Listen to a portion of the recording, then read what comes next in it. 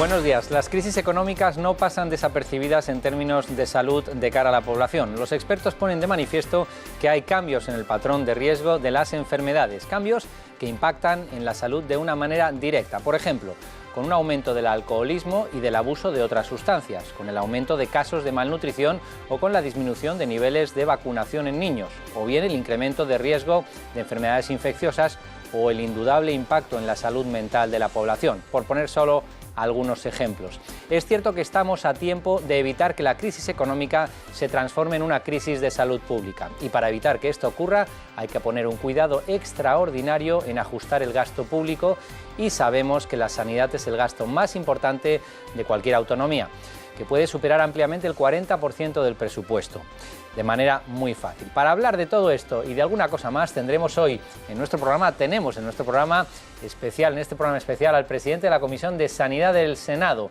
que es Jesús Aguirre, que nos dará su opinión, además como médico, sobre la actualidad sanitaria. Pero no se apuren, porque hoy también tendremos la tertulia con nuestros expertos a continuación. Bienvenidos a este especial de Toma Medicina, en el que nos adentramos directamente con el doctor Jesús Aguirre. Bienvenido, senador. Muy bien, gracias por invitarme. Encantado de estar aquí para hablar, además de muchos temas de actualidad sanitaria, y no faltará la pregunta en relación al papel del Senado en esto de la sanidad. Que estoy a lo que me digáis, a la pregunta que queráis, para eso estoy. La eterna duda. No, decíamos al comienzo del programa, evidentemente estamos en una situación de ajustes. Los ajustes nunca son bien recibidos por razones obvias, pero es cierto que el sistema sanitario debía ser sostenible.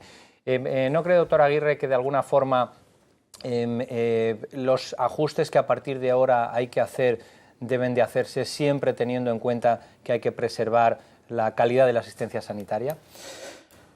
Siempre la calidad tiene que primar sobre cualquier tipo de ajuste desde el punto de vista, sobre todo y específicamente desde el punto de vista sanitario.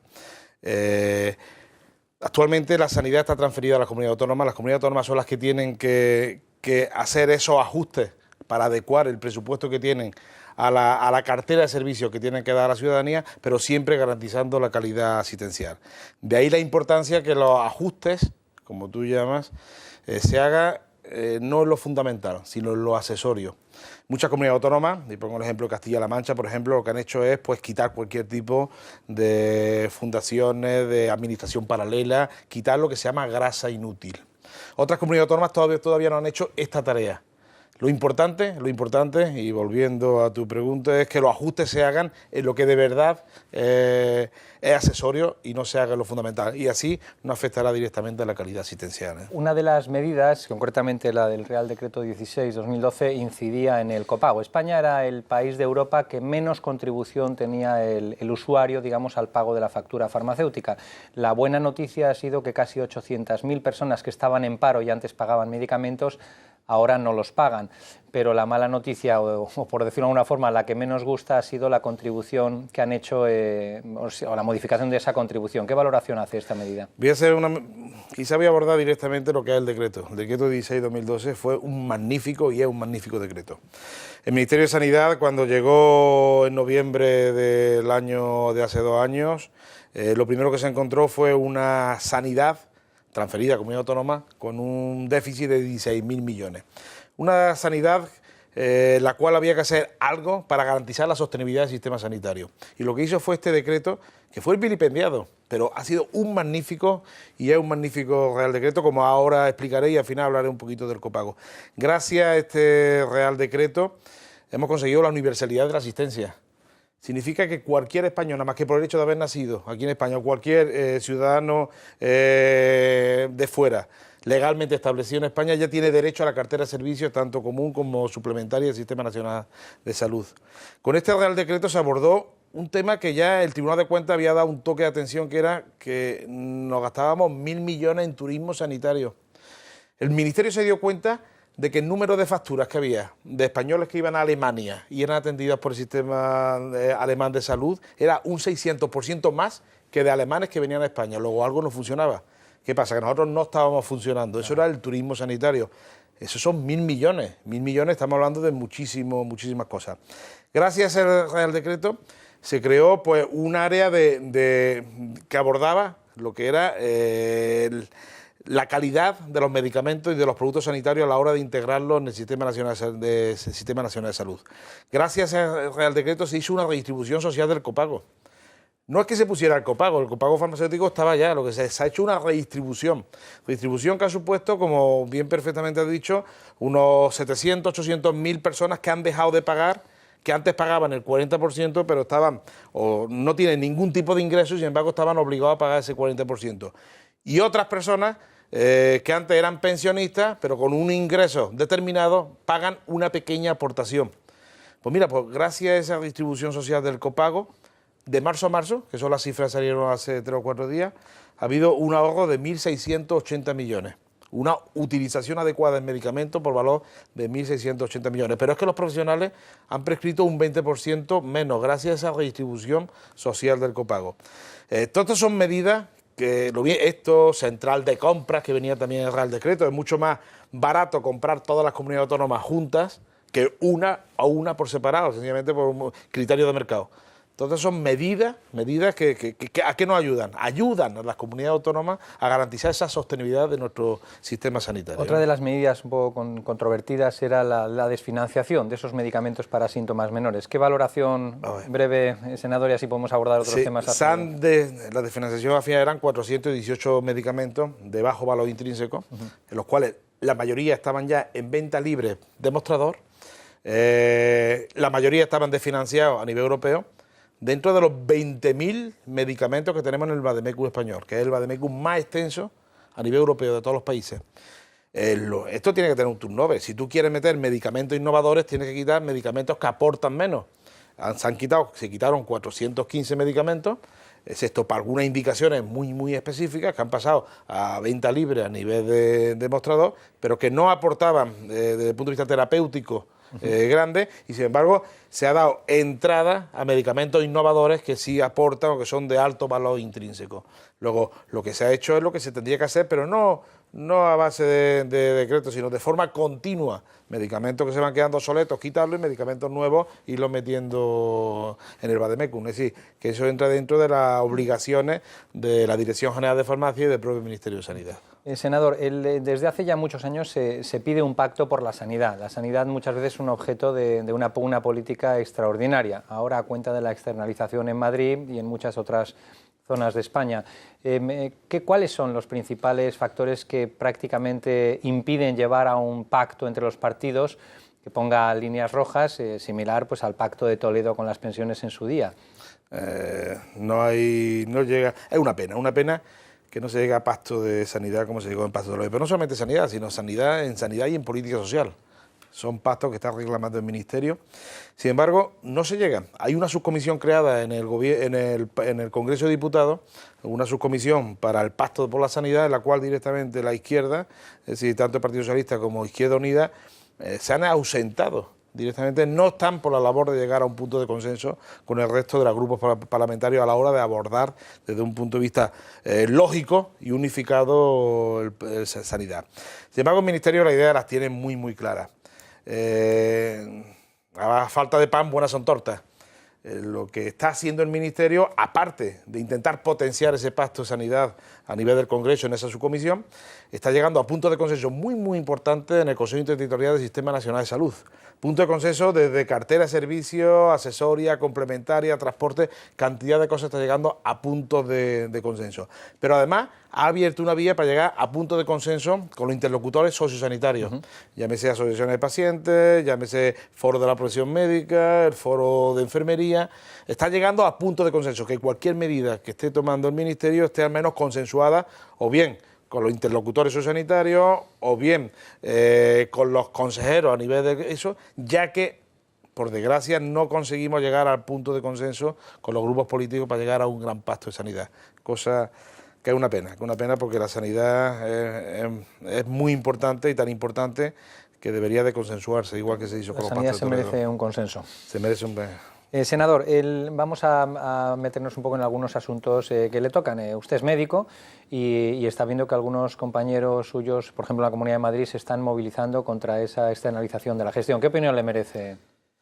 A ver, la Ley General de Sanidad, magnífica Ley General de Sanidad que está vigente actualmente del año 86, marca que cada comunidad autónoma, y luego ya con las transferencias que quedó reflejada, tiene potestad para gestionar de la forma más eficiente los recursos sanitarios que el pueblo, que la ciudadanía pone en sus manos.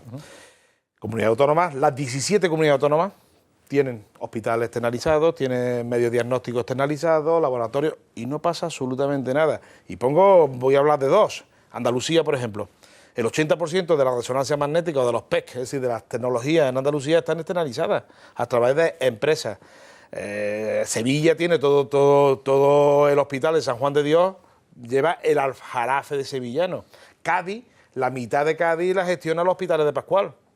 Y no pasa absolutamente nada. Entonces, ¿por qué cree usted que se ha montado tanto jaleo con se ha creado de una forma que no comprendo, porque aquí tenemos hospitales como puede ser 3 o 4, Torrejón, tenemos Jiménez Díaz, que están con gestión externalizada y no pasa nada. El paciente no tiene que ir con la tarjeta, con la visa en la boca, ni nada de eso, no paga absolutamente nada. La sanidad, independientemente que tú externalices 6 hospitales, sigue siendo sanidad pública, con coste cero, con asistencia sanitaria de calidad, exactamente igual. Lo único que están cambiando son los criterios de gestión de esa sanidad, pero no la calidad hacia el ciudadano. Esto hay que explicárselo a la ciudadanía, porque la ciudadanía muchas veces se suma a una corriente de crítica hacia la gestión de la Consejería de Salud en el tema de externalización de hospitales o de centros de salud, y muchas veces no sabe de lo que está hablando. Es decir, la sanidad seguirá siempre siendo pública, con coste cero dentro de lo que es la asistencia sanitaria a nivel de centro de salud y a nivel hospitalario, igual que en cualquier lado, y lo único que va a cambiar va a ser los criterios de gestión, que no va a repercutir en absoluto en la calidad asistencial. Senador, no quisiera dejar pasar esta oportunidad sin que le explicara pues, a la audiencia, es decir, cómo el Senado contribuye, la Comisión de Sanidad que usted preside, contribuye a que haya, pues, bueno, a complementar de alguna forma o a completar la acción reguladora del Congreso. Vamos a ver. El Senado, me voy a referir a la Comisión de Sanidad, en la cual yo estuve en la anterior legislatura, y en esta no presido, estoy de portavoz del Partido Popular en la Comisión de Sanidad. Tiene unas funciones muy específicas, bien recogidas, como son control al Gobierno, en la cual hay preguntas parlamentarias, tanto escritas como orales al Gobierno, en la cual se debate cualquier ley sanitaria, se debate previamente en la Comisión de Sanidad, en la cual se debaten mociones, es decir, proposiciones no de ley, en las cuales se insta al Gobierno a determinadas actividades desde el punto de vista sanitario, en la cual comparecen los grandes, por parte del Gobierno, comunidad autónoma, en las cuales hay ponencias de estudio. Por ejemplo, ahora mismo hemos terminado una ponencia de estudio magnífica sobre nuevas tecnologías, de cómo aplicar las nuevas tecnologías a la sostenibilidad del sistema sanitario. De aquí a un mes saldrá las conclusiones y las recomendaciones de esa ponencia de estudio. Y esa ponencia de estudio, consensuada por todos los grupos parlamentarios, que las ponencias de estudio las consensuamos, pasarán directamente al Consejo Interterritorial o al Ministerio, y llegará ya con el marchamo de consenso a nivel de todos los grupos, a nivel de sanidad.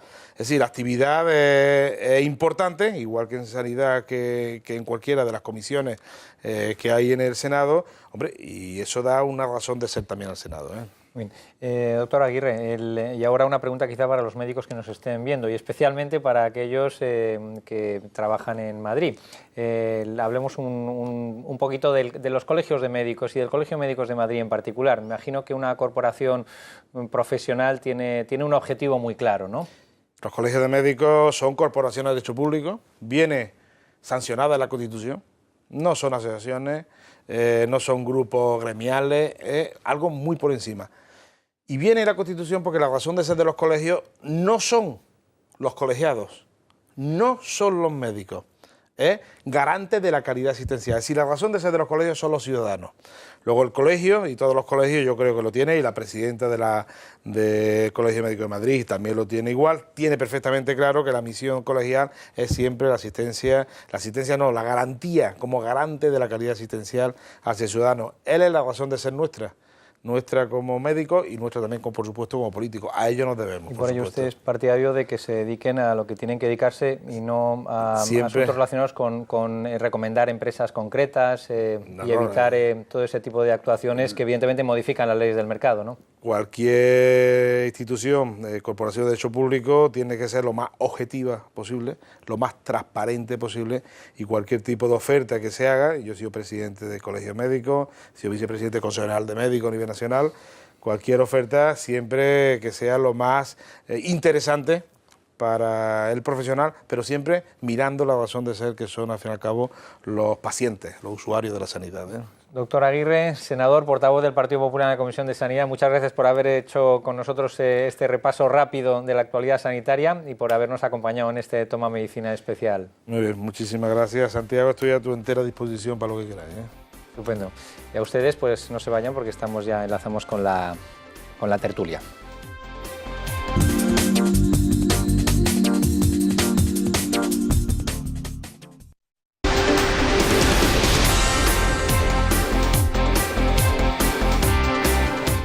Los ajustes que se están llevando a cabo en Europa tendrán su impacto en la salud. De este planteamiento parte el informe 10 temas candentes de la sanidad española para 2013, informe elaborado por PricewaterhouseCoopers, en el que se indica que más que medidas para mejorar la eficiencia de los sistemas, la mayoría de los países han optado por la adopción de recortes rápidos.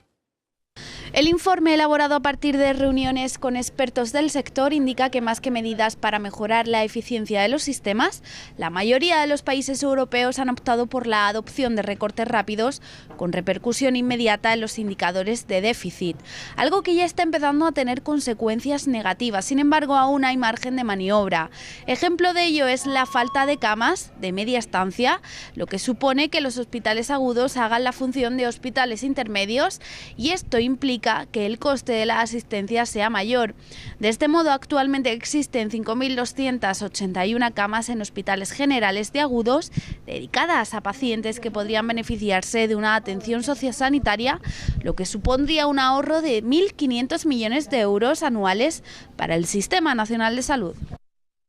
Y para hablar de este y otros temas tenemos a nuestros tres expertos invitados de esta mañana. Ellos son Leandro Plaza, el doctor Leandro Plaza, que es presidente de la Fundación Española del Corazón. Bienvenido. Muy a gusto de estar con vosotros, porque necesitamos tener estos foros para expresar nuestras normas de prevención. Pues en ello estamos. Muchas gracias. Isabel Vallejo, también veterana del programa, presidenta de la Federación Española de Farmacéuticos Empresarios. Bienvenida de nuevo, Isabel. Hola, muy buenos días. Bueno.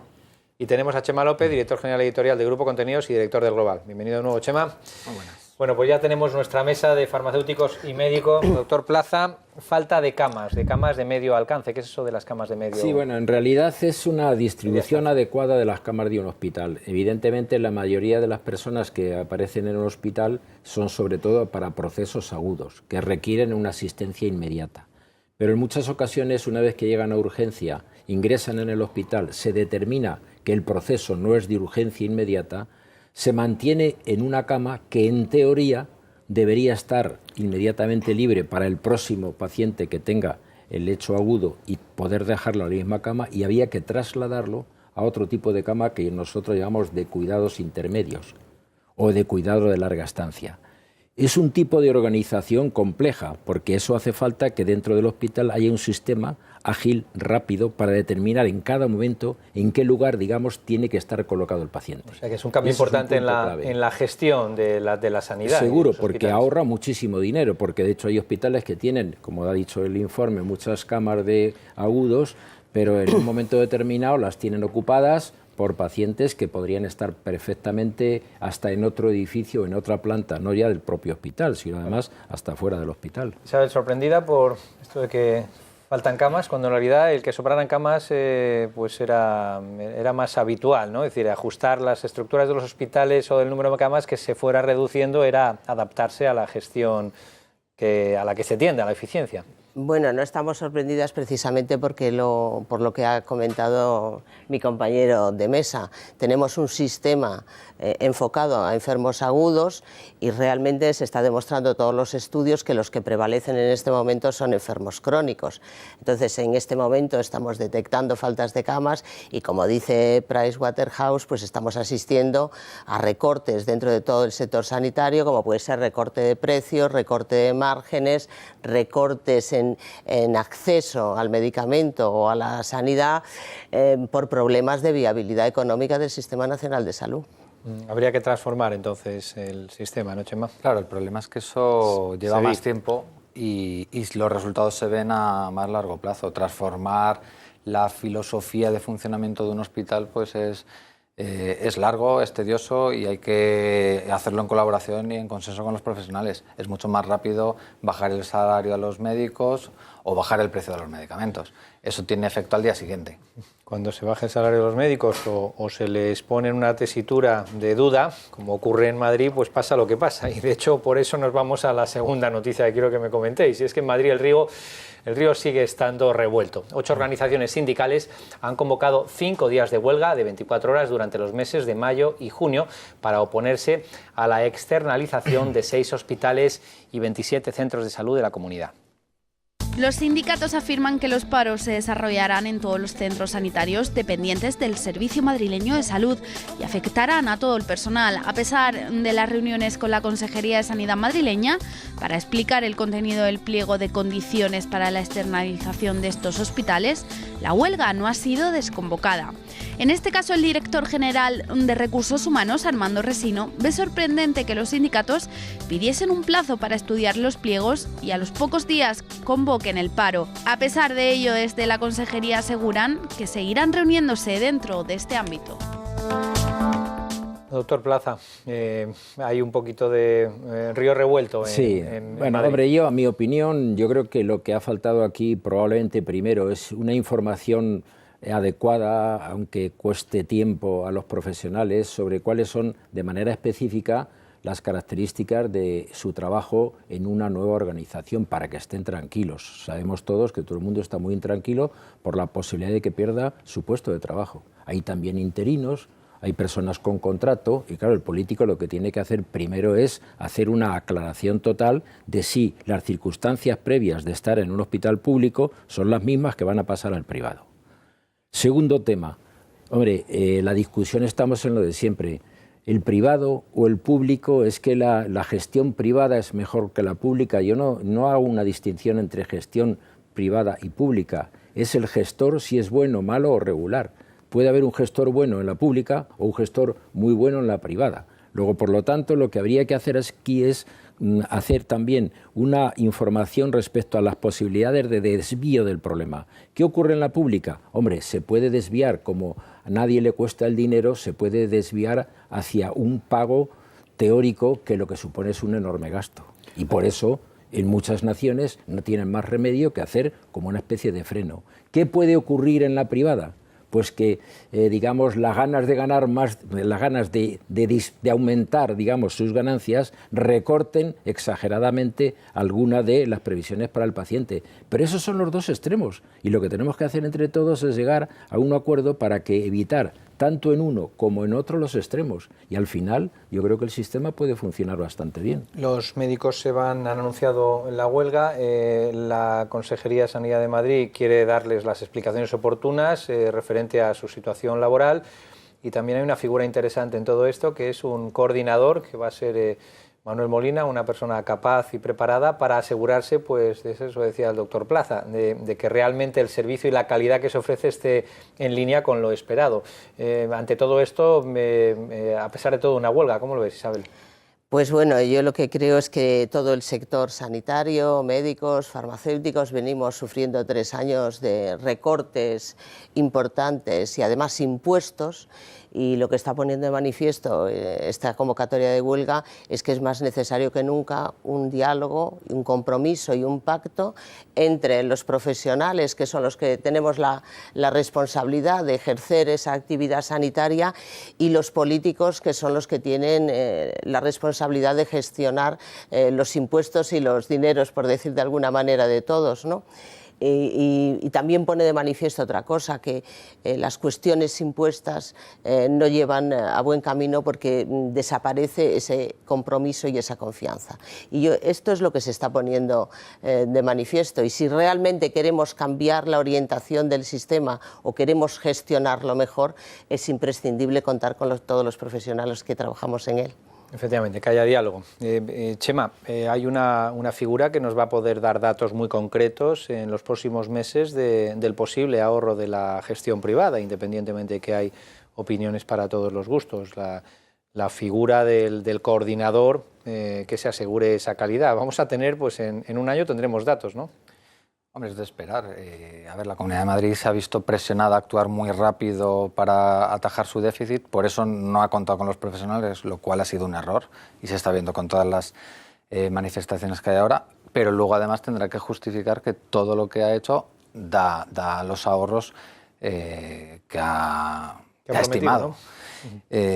Una vez que se tenga, con los datos objetivos en la mano, pues será hora también de empezar a valorar lo que pueda aportar, tanto en términos sanitarios como económicos, diferentes modos de gestión y sin ningún tipo de tabúes, dialogar sobre ello, debatir y tratar de elegir los mejores sistemas para la sanidad. Le vamos a invertir unos minutos más en este asunto, creo que es importante. Sin embargo, no parece en algunos casos, y debido a lo precipitado de los anuncios de algunas huelgas, independientemente que farmacéuticos y médicos, es cierto, unos por funcionarios y por verse afectados y otros por el presupuesto o por incluso los impagos en otras comunidades autónomas que se producen, pero hay una especie de malestar general. Sin embargo, parece que muchas veces nos anticipamos.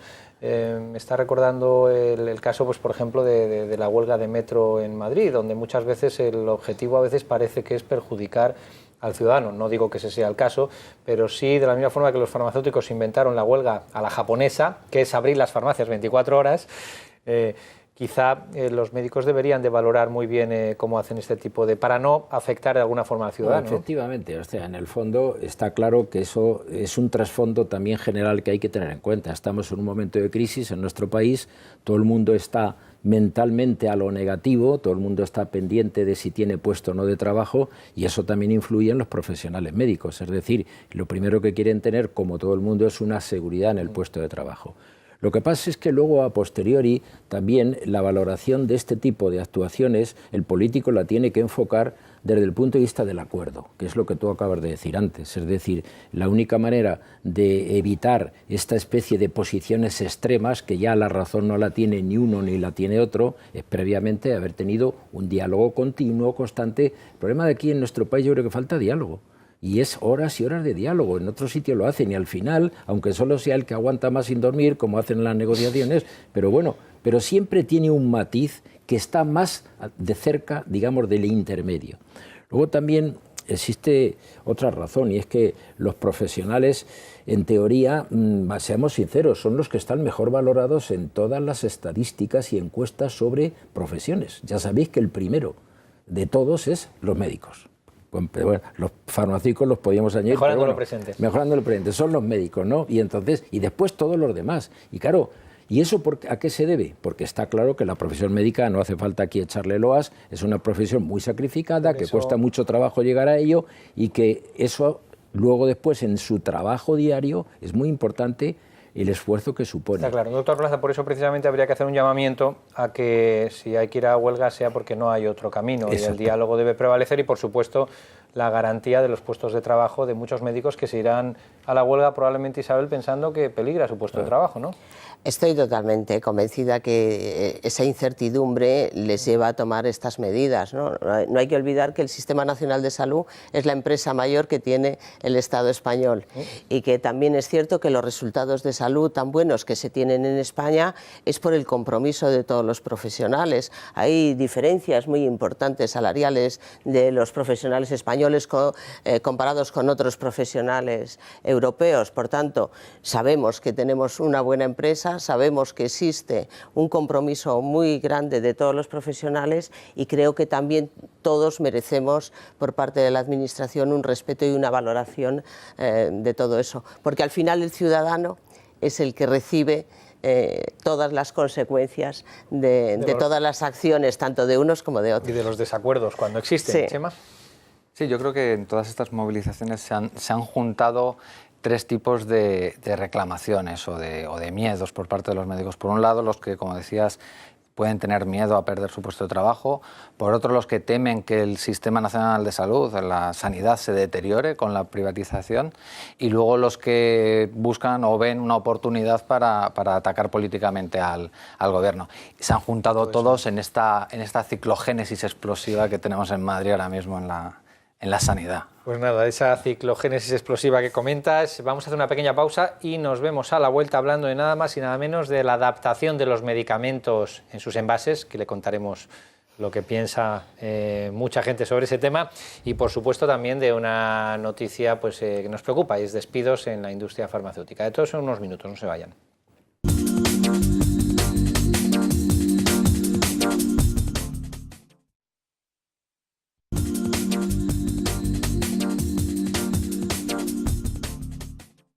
La ministra de Sanidad, Ana Mato, ha anunciado que durante este mes estarán listos los primeros fármacos con dosis ajustadas de duración del tratamiento, para evitar, de este modo, que los pacientes acumulen fármacos en sus domicilios. Las cajas tendrán el número de pastillas necesarias para todo el tratamiento, de modo que el paciente utilice la caja y no compre otra más. Los primeros medicamentos con dosis ajustadas serán un grupo de antibióticos y progresivamente se irán incorporando más fármacos a esta medida.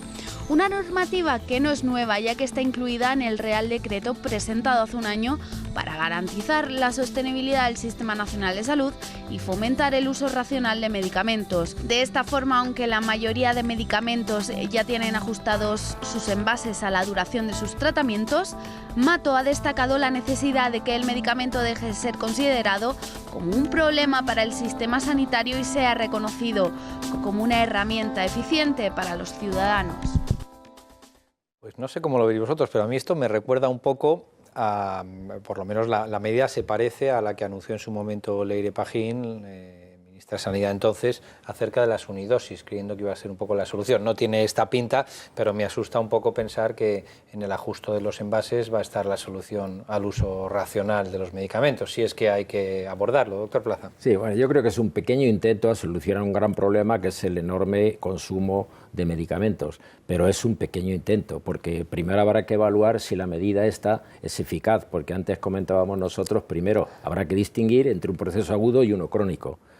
¿Cuántos a uno crónico que tiene que estar prácticamente toda la vida tomando el medicamento, qué cantidad se le da para la próxima receta? Una caja de 40 comprimidos, si va a estar continuamente, primero. Segundo, otro efecto también es el aumento del trabajo que eso supone para otros profesionales, que hay que evaluarlo económicamente. Y por lo tanto, no vaya a ser que ahorramos tanto de eso de la medicación, pero el propio sistema se gasta no sé cuánto en otros profesionales que tienen que utilizar un tiempo haciendo la clasificación. Yo creo que al final estamos en lo mismo. Yo creo que al final lo importante para mí es informar al paciente de que tenga en cuenta que el consumo de un medicamento inútil o el abandono de un medicamento que se le ha prescrito y no lo ha hecho es lo que no puede hacer. Porque no se ha acabado. Porque es una cosa que también colectivamente él como persona está, como si dijéramos, ayudando al colectivo. Y luego también hay que dar una toma de atención quizá a nosotros mismos. En ocasiones también los médicos, yo digo siempre tecnología punta, tenemos una opción de con una receta y un bolígrafo, bueno, lo que podemos lanzar de consumo es increíble, tenemos también que reflexionar un poco y saber que en determinadas épocas, pues probablemente determinado tipo de medicación o de terapéutica que en muchas ocasiones no está totalmente demostrado que tenga un verdadero beneficio al paciente, puede ser, pero no está científicamente, demostrado, pues también evitar esa programación de medicamento o programación de terapéutica. En este sentido hay que decirles a todos ustedes que los medicamentos no se tiran a la basura, lo que hay que hacer es ir a la farmacia y depositarlos, puesto que tienen metal, tienen sustancia a principio activo, en fin, que hay que ponerlos en los puntos SIGRE que están en la farmacia. Isabel, ¿no te recuerda un poquito este asunto al de las unidosis, que pretendían que individualizarais los tratamientos con eso de ajustar, como si estuvieran desajustados todos los tratamientos? No es lo mismo, no obstante, ¿no? Efectivamente, no es lo mismo, pero también recordar que el número de pastillas, de comprimidos, de cápsulas o el tamaño de un envase de un medicamento no es algo arbitrario que depende del fabricante en un momento determinado, sino que se estudia pormenorizadamente y la Agencia Española del Medicamento da su visto bueno. Toda aquella medida que sea para mejorar está bien, pero también yo creo que hay que dejar de demonizar el medicamento, porque lo que sí coincido totalmente con la ministra es que el medicamento es una gran herramienta y que realmente no es tanto un gasto, sino que es una inversión en salud. Y eso es muy importante. Llevamos una temporada que parece que todo el mundo está despilfarrando en medicamentos y nadie se toma medicamentos medicamentos por gusto, ¿no? Más bien al revés, y hay que perseverar en la educación efectivamente para utilizarlos adecuadamente. Nunca es poco, además, el esfuerzo que se tiene que hacer en recordar que hay que usar de forma racional los medicamentos, lo que no implica que se estén utilizando mal, sino simplemente que ese esfuerzo nunca debe dejar de, tanto por la parte de los prescriptores como la de los propios pacientes. Chema, ¿tú crees que esto puede tener alguna trascendencia desde el punto de vista de ahorro o desde el punto de vista del manejo de los botiquines en casa? A ver, desde el punto de vista de ahorro, yo creo que más bien escaso, porque además la mayor parte de los medicamentos afectados son de precio económico, pero de ahorro para el Sistema Nacional de Salud, porque de costes para los fabricantes de medicamentos los ha tenido muy altos. Se han tenido que cambiar las cadenas de producción de cada uno de estos medicamentos para poder adaptar los blister a que tengan 7 comprimidos en vez de 10. Y eso es una adaptación que cuesta dinero. Hay que rehacer los dosieres de cada presentación. Hay que trabajar con la agencia en la modificación de todo el papeleo que tienen en la agencia. ¿No? Incluso, fíjate, se ha tenido trabajo que está llegando con 5 meses de retraso. Esto tenía que haber estado el 1 de enero y se le dio una prórroga porque no llegaba la industria a poder tenerlo en las farmacias en el momento en el que establecía el Real Decreto. De cualquier forma, si en cajas de 10 ahora son de 7 porque se adaptan a un tratamiento agudo, pues bienvenido sea, pero que nadie piense evidentemente que eso va a cambiar la economía y va a ahorrar mucho dinero. Y vamos a hablar de algo también de economía, y es que el panorama actual de crisis y los ajustes ha obligado a la industria farmacéutica a suprimir nada más y nada menos que 7.000 empleos en España. Un nuevo varapalo para la economía nacional. La presidenta de Farmaindustria, Elvira Sanz, ha informado de que actualmente la Administración debe al sector más de 3.200 millones de euros y que la media de espera para el pago es de unos 266 días. Hasta la fecha, las consecuencias de los ajustes y las malas cifras se han traducido en más de 6.000 puestos de trabajo desde el 2010. Para este año se estima que las farmacéuticas efectuarán unos 1.000 despidos más. Desde el sector se hace un llamamiento a un acuerdo entre la industria y la administración. En este contexto, la patronal de los medicamentos innovadores propone que se tomen medidas para preservar la equidad en el acceso a los fármacos, así como generar techos de gasto farmacéutico consensuados para que las compañías puedan adaptar sus previsiones.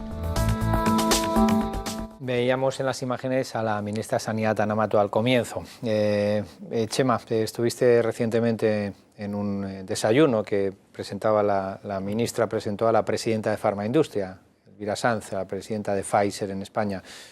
Situación comprometida para las compañías, claro.